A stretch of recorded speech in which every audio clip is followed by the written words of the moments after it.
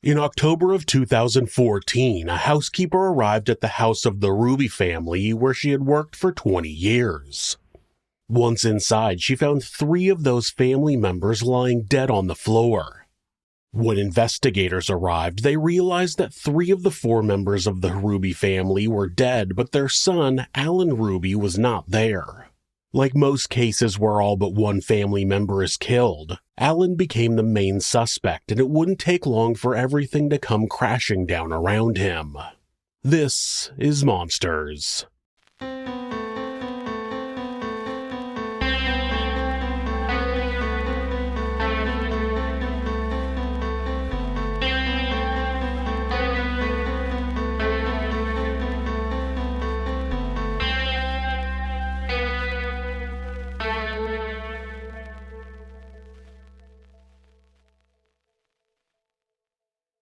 Alan Hruby was born on May 8, 1995 to John and Joy Hruby. He grew up in Duncan, Oklahoma and had a younger sister named Catherine. The Hruby family was well known and respected in their community. John, 50, owned a successful local newspaper and stood as a pillar of Oklahoma journalism, serving as vice president of the Oklahoma Press Association Foundation. His wife, 48-year-old Joy, whose nickname was Tinker, and their teenage daughter Catherine, just 17, completed the family portrait that Alan would shatter forever. Alan attended a private high school and eventually enrolled at the University of Oklahoma to study political science. Catherine did well in school, both academically and in sports. She was a star player on her high school volleyball team. From an early age, Alan displayed behaviors that hinted at troubling patterns: materialism, an insatiable desire for status, and irresponsible financial habits. Obsessed with the appearance of wealth, Alan lived beyond his means, indulging in expensive vacations, luxurious shopping sprees, and designer goods. But there was one critical problem. Those extravagant pursuits were funded by lies, debts, and the family wealth he so desperately sought to possess entirely. Social media became his stage, where he flaunted designer goods, extravagant trips, and a life of wealth that overshadowed reality. One of the other things Alan posted about regularly on social media was McDonald's. It seemed that he was almost obsessed with the well-known fast food chain, so much so that he proclaimed his love for McDonald's online on a regular basis. Not only that, but when he traveled, he didn't go out and experience the local cuisine. No, he would make it a point to try out the McDonald's in that country. Of course, the version of food items at American restaurants in other countries can be quite different. I live in the Netherlands, and the food at the McDonald's here is not the same as in America. It's actually surprisingly good quality.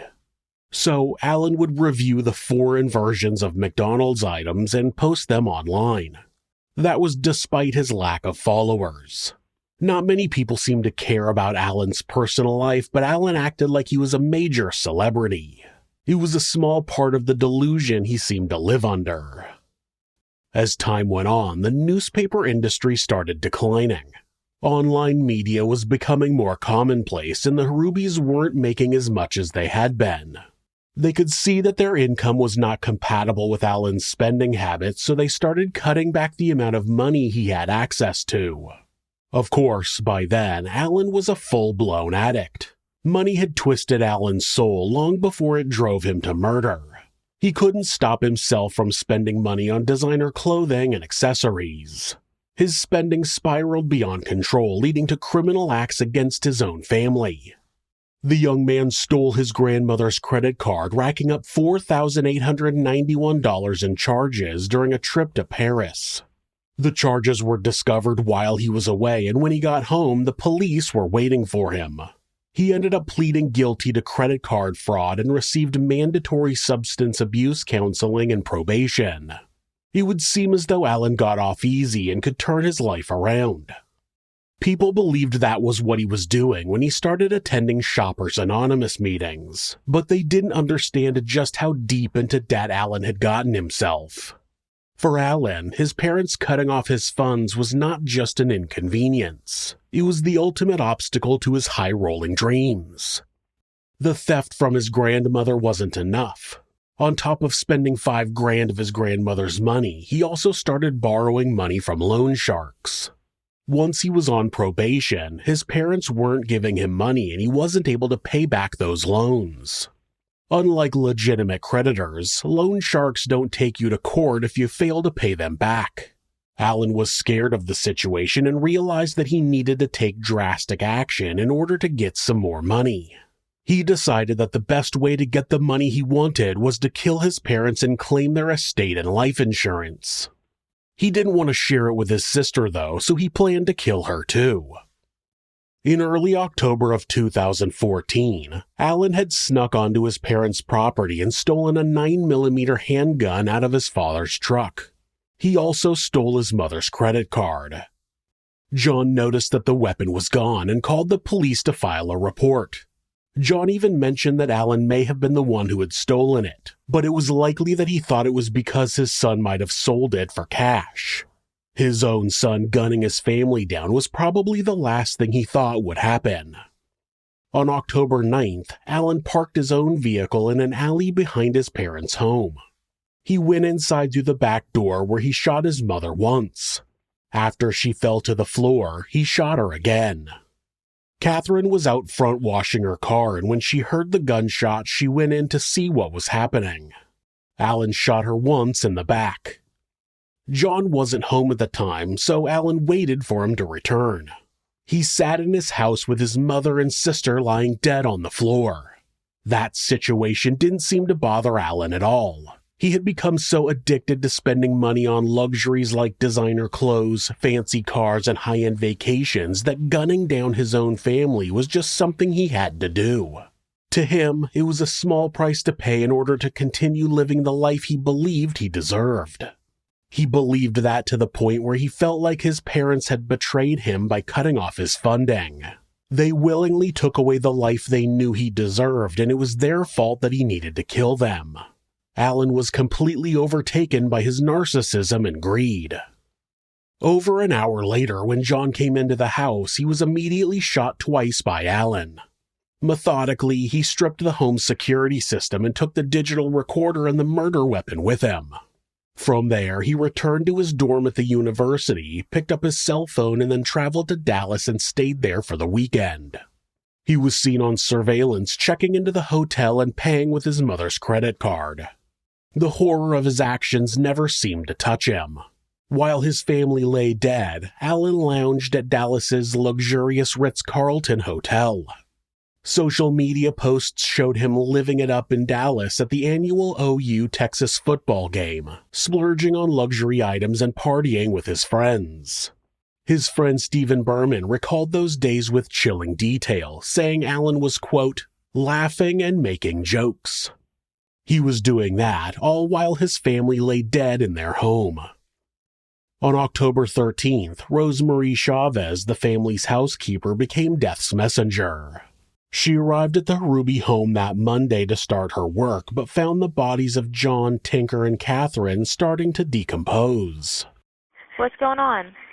I don't know. I just got here. I work for Mrs. Hruby, and all three of them are laying down on the floor in the kitchen. Ma'am, you're going to have to calm down. There's what? There's October 13, Mr. and Mrs. Hruby and Catherine Hruby laying on the floor. I think they're dead. They're not breathing? There's 3 subjects? Yes, Bill. They're ice cold. Have you checked to make sure they're breathing? Yes, Bill. And they're not? No, they're not. You said 12.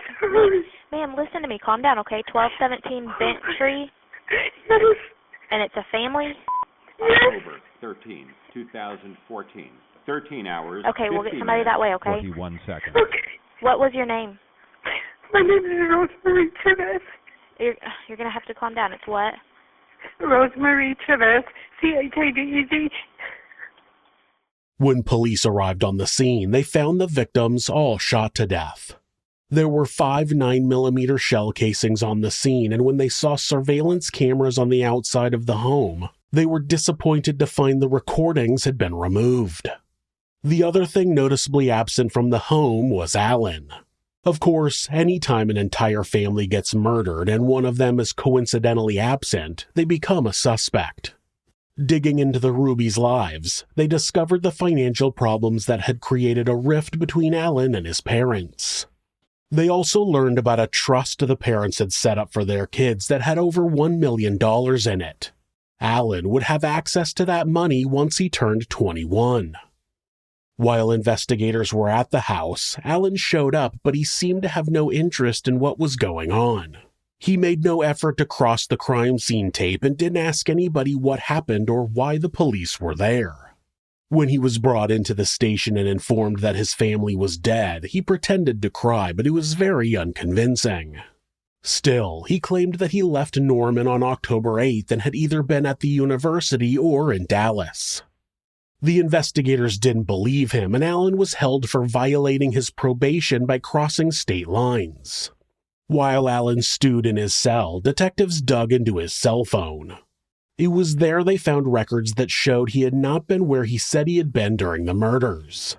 They ended up extracting 61,000 kilobytes of damning data from phones belonging to both victims and killer.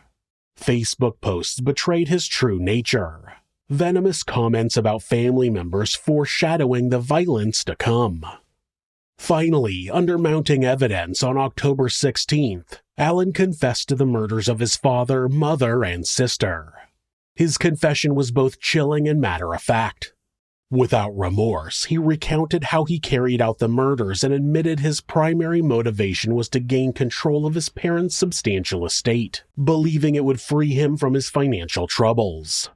Soon after, investigators searched a storage unit Alan had rented under his grandmother's name where they found John's 9mm handgun and the digital recording device from the Hruby home security system. Before his trial, the prosecutor announced that he would be seeking the death penalty.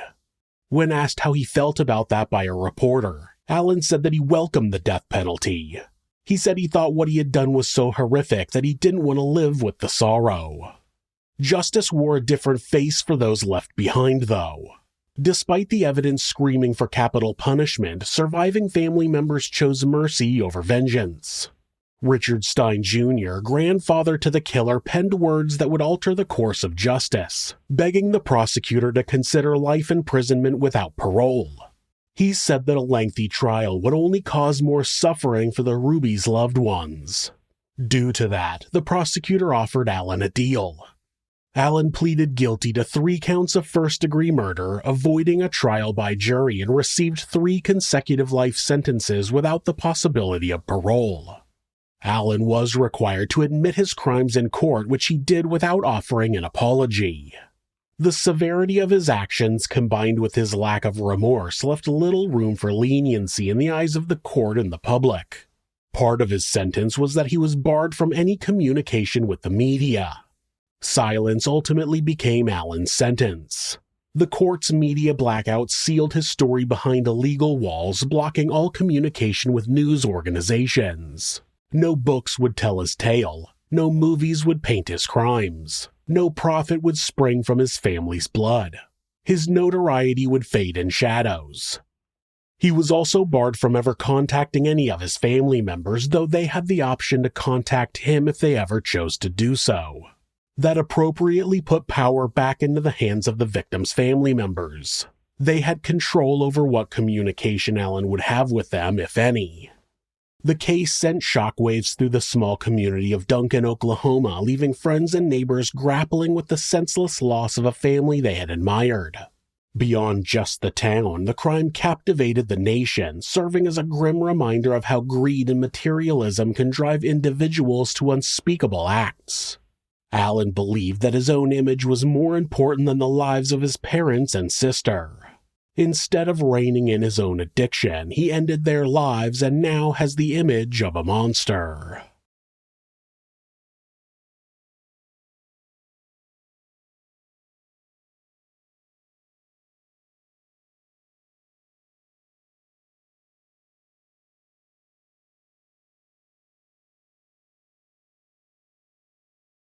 If you're a fan of true crime, hit subscribe and turn on notifications so you don't miss an episode. You can also hit like or leave us a comment. You can check out our other show, Somewhere Sinister, on YouTube or anywhere that you listen to podcasts. If you'd like to support the show, check out our merchandise at thisismonsters.com. The link is in the description. Thanks again, and be safe.